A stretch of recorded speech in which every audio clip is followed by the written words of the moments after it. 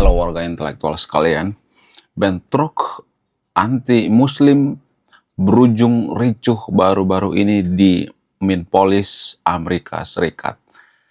Kemudian yang lebih anehnya lagi, ada warga Amerika yang berkostum Spider-Man diduga ikut memukuli para demonstran. Jadi ini ada semacam keanehan, Amerika versus Amerika.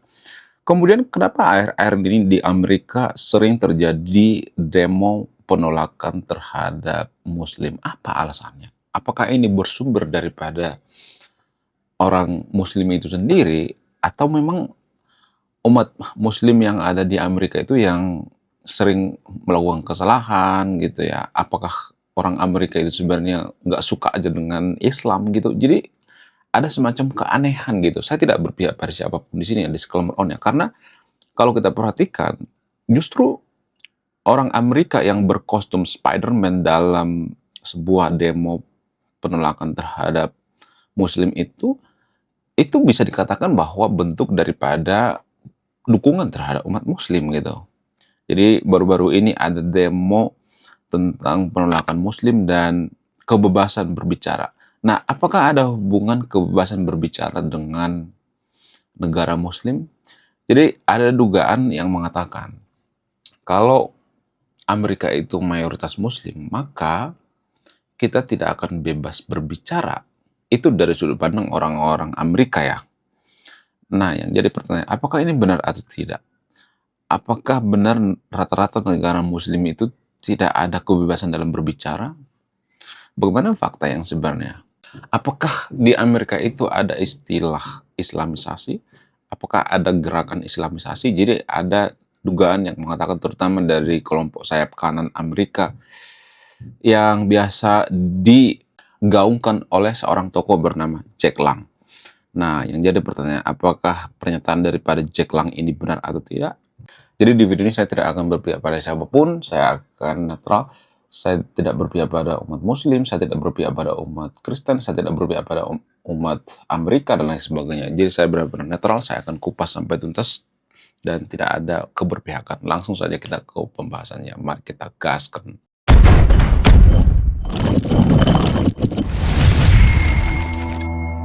Jadi guys, penolakan terhadap umat Muslim di Amerika itu sebenarnya sudah berlangsung lama, cuman viralnya baru-baru ini. Dari dulu sebenarnya sudah ada penolakan seperti itu. Kenapa bisa seperti itu? Apa alasannya? Ada berbagai faktor ya. Saya tidak akan berpihak pada siapapun di sini ya, disclaimer on ya. Jadi gini guys, kalau saya perhatikan itu di Amerika itu terbagi dua gitu. Ada yang pro terhadap Muslim, ada yang tidak pro gitu ya. Yang pro itu orang-orang yang liberal biasanya. Kemudian orang-orang yang sayap kanan ya, yang diprakarsai oleh seorang tokoh bernama Jack Lang.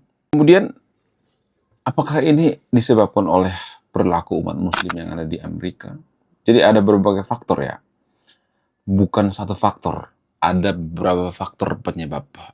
Ya, ada faktor daripada politik juga gitu ya, politik dari sayap kanan. Itu sangat mempengaruhi guys. Di Amerika juga ada politik identitas, walaupun tidak sekental di Konoha. Di Amerika itu ada politik identitas. Bawa isu-isu agama untuk meraup suara, ada seperti itu. Kemudian faktor daripada lingkungan juga mempengaruhi, media mempengaruhi. Ada berbagai faktor ya, tapi faktor yang paling berpengaruh itu adalah faktor daripada kelakuan umat Muslim yang ada di Amerika. Saya harus mengakui ya, saya tidak berpihak pada siapapun ya. Jadi umat Muslim yang ada di Amerika itu, mereka tidak menghargai yang namanya prinsip sekularisme. Jadi prinsip sekularisme ini kan harus dihargai ya, terutama para imigran. Imigran yang ada di Amerika itu berpikir bahwa ya hukum syariah harus diterapkan di Amerika. Sementara Amerika itu sudah settle dengan yang namanya sekularisme. Dan umat Muslim yang ada di Amerika itu tidak memahami apa itu sekularisme gitu ya. Sebagian ada yang memahami, sebagian lagi tidak memahami dan nggak peduli gitu ya. Pokoknya harus menegakkan yang namanya syariat Islam. Dan itulah sebenarnya yang diprotes oleh kelompok sayap kanan.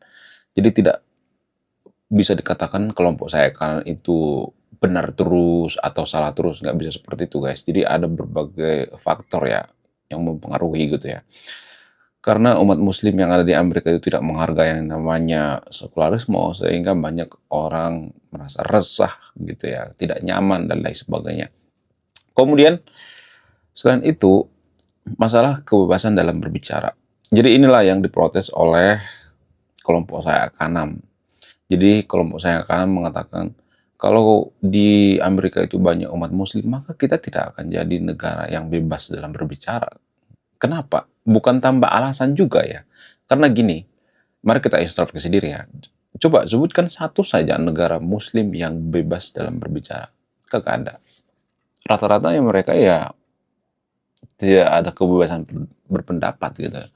Mengkritik agama juga nggak bebas. Nggak bebas. Padahal agama itu kan keyakinan. Kalau dari sudut pandang orang Amerika, ya bebas-bebas saja kalau mengkritik agama.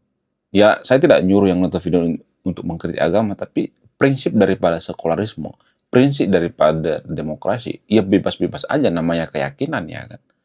Jadi orang Amerika menganggap bahwa agama itu keyakinan. Ya nggak jadi masalah kita mengkritik keyakinan orang lain. Itu dari sudut pandang prinsip orang Amerika, bukan prinsip warga Konoha. Kita harus membedakan ya. Orang Amerika berpikir keyakinan itu kan tidak terbukti secara ilmiah. Keyakinan itu percaya tanpa bukti. Ya boleh-boleh aja kita mengkritik keyakinan orang lain, nggak jadi masalah.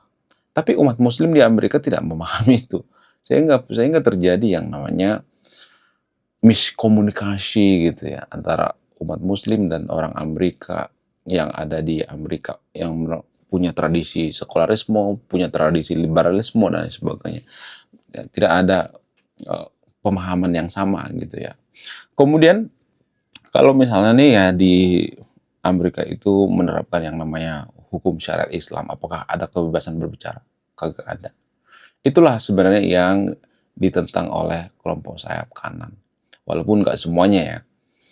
Jadi kita juga tidak boleh selalu membenci kelompok sayap kanan. Artinya kelompok sayap kanan di Amerika itu ya bisa aja mereka benar, bisa aja salah gitu. Tidak selamanya kelompok sayap kanan di Amerika itu benar, tidak selamanya salah juga gitu. Jadi kalau saya perhatikan di Konoha itu, kelompok sayap kanan di Amerika itu dikata-katain gitu. Nggak semua orang Amerika itu benci dengan kelompok agama tertentu. Enggak. Buktinya Spider-Man di Amerika itu yang berkostum Spider-Man itu justru malah mendukung gitu. Jadi kita tidak boleh melihat orang Amerika itu hanya dari satu sudut pandang. Orang Amerika itu adalah orang yang paling aneh sedunia. Mereka membantu Israel memborbardir Gaza, tapi di sisi lain mereka orang yang pertama kali membantu Palestina. Nomor satu di dunia yang membantu Palestina itu adalah Amerika. Itu aneh banget kan. Yang membantu Rohingya itu siapa? Amerika kan. Jadi Amerika itu tidak bisa dilihat dari satu sudut pandang. Harus dari berbagai sudut pandang. Bahkan orang Amerika ada yang berseberangan dengan pemerintahannya, ada yang berbeda pendapat dengan pemerintahannya. Tapi apakah mereka bentrok? Ya kadang bentrok, kadang enggak juga gitu ya. Jadi kebebasan dalam berpendapat itu sangat penting guys. Jadi di sisi lain, saya sependapat dengan kelompok sayap kanan di Amerika. Kebebasan berpendapat itu sangat penting guys. Ya, kalau suatu negara itu sudah berlandaskan agama, menggunakan syariat dan lain sebagainya, maka tidak ada yang namanya kebebasan berpendapat ya. Jadi saya sepakat ya, tidak selamanya yang dikatakan oleh kelompok sayap kanan itu salah gitu ya. Kemudian bagaimana dengan umat muslim yang ada di Amerika? Ya, umat muslim yang ada di Amerika harusnya mematuhi tradisi yang ada di Amerika. Misalnya di tempat umum ada larangan penggunaan hijab misalnya. Ya udah dipatuhin aja gitu. Jangan malah ditentang. Ya kalau nggak mau nggak usah tinggal di Amerika gitu. Kan Amerika itu kan bisa maju apakah faktor daripada umat muslim yang ada di sana? Nggak juga kan. Jadi ada umat muslim di sana, nggak ada juga, nggak ngaruh juga kan. Jadi jangan merasa bahwa umat muslim yang ada di Amerika itu punya privilege gitu ya. Ya kalau nggak suka Amerika ya udah tinggalin aja gitu. Ya mirip-mirip seperti yang dilakukan oleh Mr. Wow di Konoha. Kalau Amerika memang mengatakan seperti itu karena apa? Karena banyak imigran. Sementara di Konoha beda kan. Di Konoha kan nggak terlalu banyak imigran. Jadi dua hal yang berbeda, konteksnya berbeda guys. Orang Amerika itu menyuruh orang-orang pergi dari luar Amerika itu bukan ditujukan bagi pribumi Amerika asli, bukan, tapi para imigran. Ya sementara di Konoha jarang ada imigran kan. Jadi konteksnya beda menurut saya pribadi ya. Kemudian selain itu, apalagi yang banyak masalah di Amerika, yaitu tentang makanan ya, halal dan haram. Jadi umat muslim yang ada di Amerika itu pengen dispesialkan gitu ya. Ada istilah halal dan haram, kalau nggak ada biasanya mereka akan ngamuk-ngamuk. Nggak semua tapi di sekolah Qurannya. Ada yang ngamuk-ngamuk, ada yang enggak gitu. Tapi kan harusnya kan menyesuaikan diri dengan lingkungan gitu ya. Menyesuaikan diri dengan keadaan, jangan memaksakan gitu ya. Kemudian kenapa kelakuan umat muslim di Amerika itu nggak jahat semuanya ya, saya tidak mengatakan seperti itu, tapi biasanya mereka itu bebal gitu, susah menaati peraturan gitu ya, susah menaati tradisi yang ada di Amerika gitu. Apa alasannya? Apakah ini dipengaruhi oleh dorongan dari ajaran agama atau tidak? Saya tidak bisa menyimpulkan ya, ada yang harus menyimpulkan ya, karena gini guys, karakter seseorang itu kan dipengaruhi oleh banyak hal gitu ya, tapi yang paling mempengaruhi itu biasanya agama. Karakter warga Konoha itu dipengaruhi oleh agama kan. Banyak kebutuhan kita itu dipengaruhi oleh agama, cara makan, cara minum, ya. Dipengaruhi oleh ayat-ayat kitab suci dan lain sebagainya. Jadi, apakah agama juga mempengaruhi? Ya, agama juga mempengaruhi. Ya, walaupun nggak 100% agama mempengaruhi, ya bisa dipengaruhi oleh lingkungan dan sebagainya. Jadi itulah yang perlu kita renungkan gitu ya. Supaya apa? Supaya ada yang namanya kedamaian, saling menghargai. Orang Amerika itu sebenarnya bisa dikatakan mereka itu kalau nggak aneh-aneh gitu ya kelakuan daripada umat muslim, ya biasa aja gitu.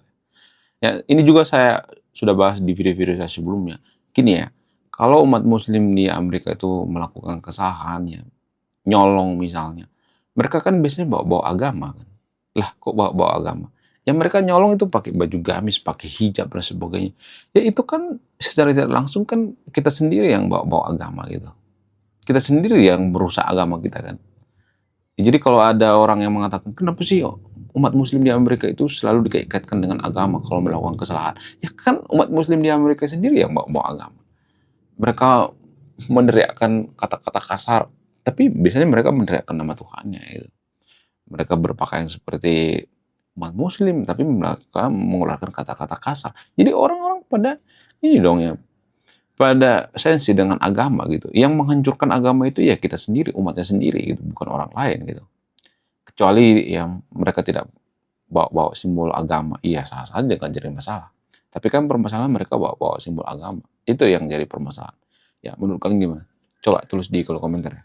Oke guys, sekian video ini. Terima kasih sudah memahami. Saya warga intelektual, salam rasional. Anda yang menyimpulkan. Wah, gila, luar biasa. Akhirnya buku kedua dan ketiga gua rilis juga. Buku kedua gua ini judulnya Budi Tanpa Pekerti. Dari judulnya sudah menarik. Dan kisah daripada buku ini sangat-sangat dilematis sekali.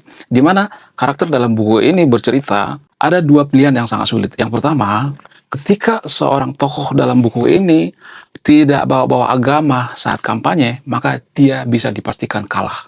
Tapi ketika bawa-bawa agama dalam kampanye, ketika dia bawa-bawa kalimat insya Allah, maka dia bisa dipastikan menang. Nah, yang jadi pertanyaan, kalau Anda di posisi karakter dalam buku ini, mana yang Anda pilih?